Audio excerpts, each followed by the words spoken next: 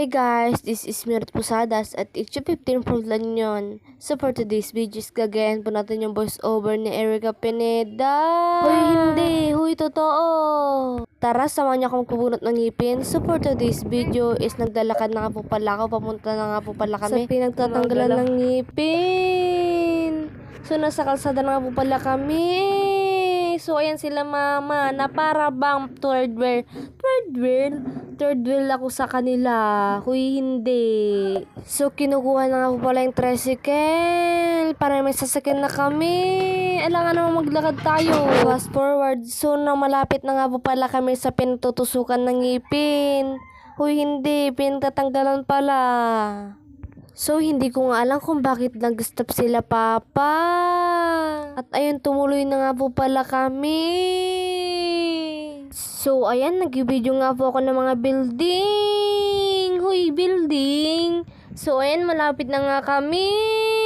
So, ayan, nandito na nga kami sa pinagbubunutan ng ngipin. Sa Razalan. Dito sa Agoo. Kasama ko nga po pala yung mga magulang ko.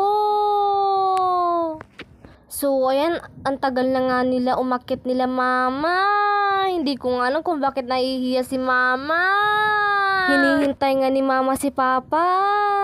Kasi si papa ang nakakaalam. At siya rin kakausap sa doktor. Doktor or nurse. So, ayan, napakadami nga ng tao. Hindi ko nga alam kung magkakabunot pa ako dito. Napakatagal naman mga person na to. Huy, paos. Lumipat nga kami sa iba. Kasi napakadaming tao.